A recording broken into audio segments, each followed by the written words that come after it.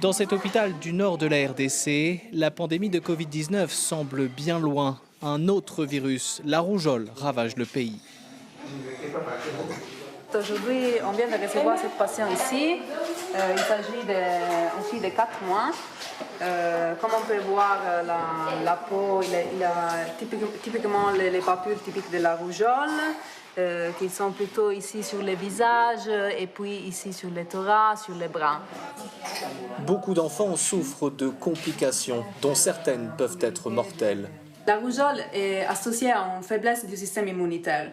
Ça veut dire qu'en fait, ils sont plutôt vulnérables aux infections, aux surinfections. Et donc, on peut avoir des complications respiratoires, complications neurologiques, oculaires, digestives. Il y a vraiment plein de complications liées à la rougeole. Ces complications, Gédéon Mouchadi, le médecin-chef de zone, les connaît bien. Depuis le 1er janvier 2019, plus de 6000 enfants sont morts de la rougeole en RDC. Face à l'urgence, les hôpitaux et les centres de santé peinent à venir au secours des malades. Mais nous avons des difficultés d'approvisionnement en médicaments. Le petit paquet qui est localisé dans chaque structure n'arrive pas à couvrir les besoins de la population. Et non seulement cela, la pauvreté aussi, parce qu'il fallait que cette même population amène des enfants malades ou des personnes malades vers les structures sanitaires pour la prise en charge. Perdu au milieu de la forêt tropicale, l'hôpital de Bossomanzi est le seul dans un rayon de 100 km. Beaucoup de parents ne peuvent pas payer le trajet à moto pour venir faire soigner leurs enfants, ou alors il est déjà trop tard. À 30 km de là, dans le village de Goumba, Sylvie a perdu son fils bienvenu 2 ans et demi, il y a quelques mois. La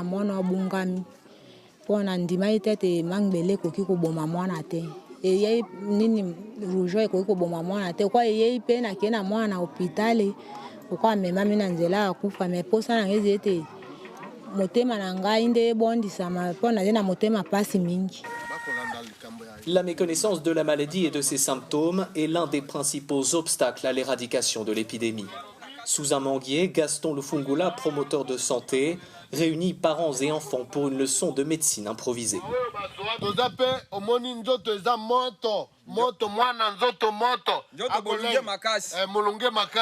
La communauté doit prendre la relève et puis utiliser les mêmes méthodes, les mêmes techniques, les mêmes changements de comportement pour arrêter la transmission de la rougeole.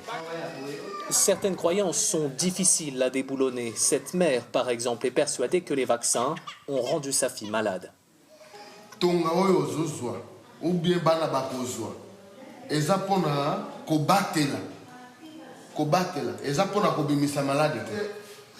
Si la rougeole peut être mortelle, elle est en tout cas facilement évitable. Dans les pays développés, le virus a même quasiment disparu grâce à une campagne de vaccination massive commencée dans les années 1960. Mais en RDC, tout est plus compliqué. Dans ce pays qui ne possède presque aucune route, grand comme 4 fois la France, le transport des vaccins se fait à moto.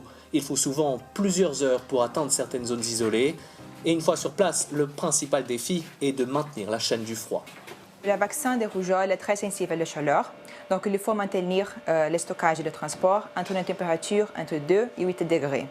À la base, on a des frigos qu'on appelle chaîne de froid active, mais pour le transport et pour le stockage ou le centre de santé, il faut utiliser une chaîne de froid passive, c'est un glacier comme ça.